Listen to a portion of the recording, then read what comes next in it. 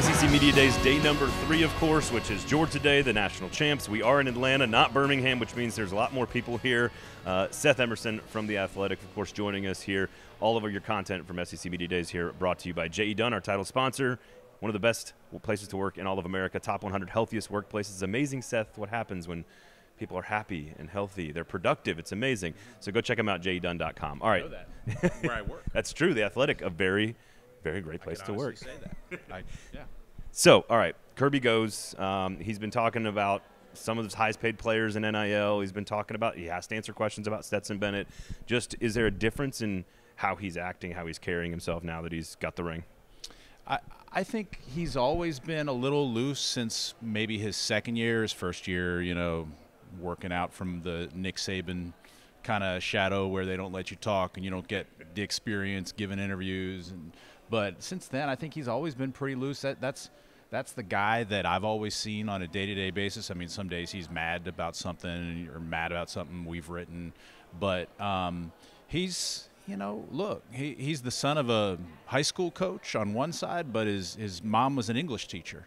He's a guy who's always been well-rounded. He's a guy who, if he wasn't a football coach, would be a businessman and probably a very successful one. And I think you're seeing a guy that, you know, he was asked earlier about, you know, are you different, or, you know, what's the temptation now that you've won the championship to, you know, basically move on, right. You know? And he's like, well, I'm not wired that way. I'm wired to, after I win a national championship, find out who's the next 3 guys we're going to sign. And that's very Nick Saban-like. But Saban, I think, is somebody who doesn't get enough credit for kind of being a real human being in person. And Kirby is too. Well, and I think it's that day-to-day grind that Saban is so great at, and it seems like Kirby has taken plenty of that into this, and talked a lot about complacency in his speech and said, hey, guys, ask me about it, because our guys haven't accomplished anything. And it's that sort of constant rat. I know rat poison is such a cliche, but like it is how he gets them to drive through every single day, right? Yeah, and he made a good point, Kirby did, about I don't remember whether it was in the big room or if it was upstairs, but he said that if so many of the guys that won the national championship were still playing, he would be more worried about complacency. But he's like, so many of the guys who won it are in the NFL now, or NFL camps. And he's right. And he's also got a quarterback who still has a lot to prove to people, obviously. So that may help this year's team. It may help stave off complacency. I also tend to think that a very manageable schedule will go a long way towards helping them as well. Being a double-digit or 2-touchdown favorite in every game does help. Maybe the Mississippi State game later, but let's get to the guys that are gone, because I'm hearing a lot of conversation this week, and I don't necessarily subscribe to this. I want to know what you think, that there's no way they can maintain. There's no way that they can stay where they were defensively. And while statistically that might be true, 40 years of greatness in terms of the stats, I still don't know why people are asking questions about where the defense is going to go. Where do you think this unit is? You just alluded to all the people that are in the NFL.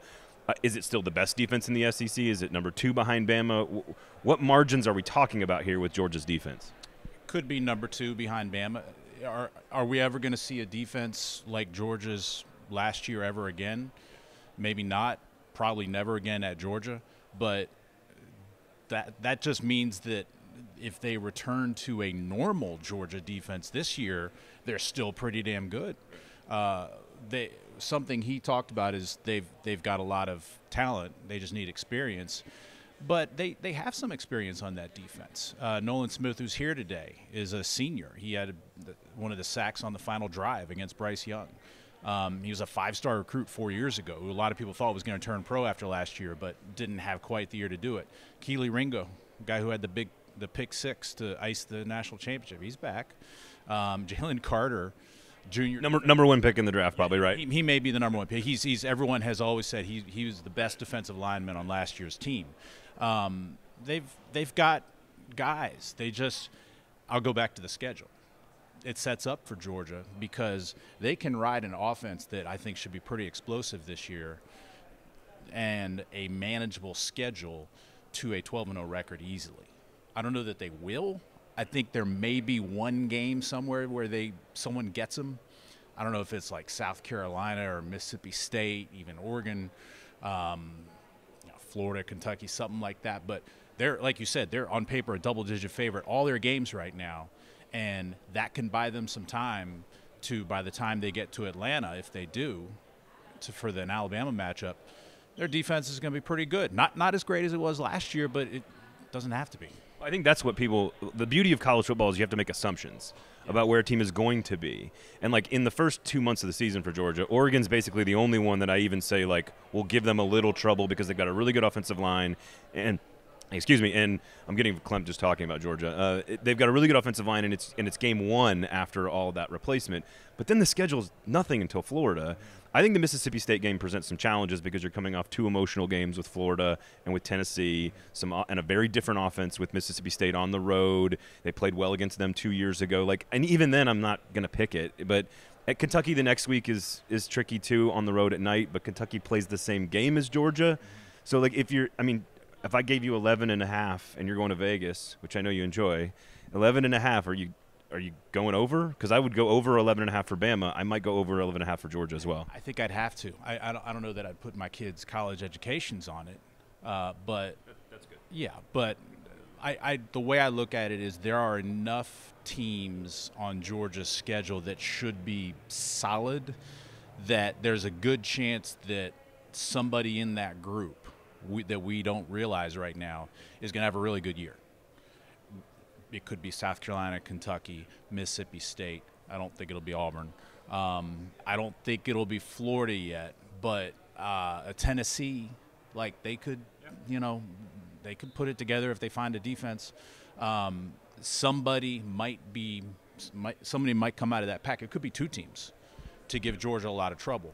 Oregon, it's hard to say. I mean, they may be helped by Dan Lanning just knowing Georgia's personnel so well. But they're coming across the country, and it's a new team, new coach. So,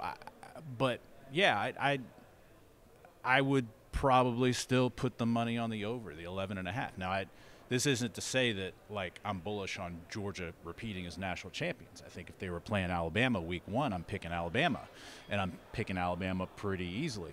But we don't know how those teams are going to look come December. I think they're going to play twice again. That's my prediction, basically since January of last year. So, all right. Well, Jay Dunn, our title sponsor here for all the content from SEC Media Days live from Atlanta. Seth Emerson from The Athletic. Pay for good journalism.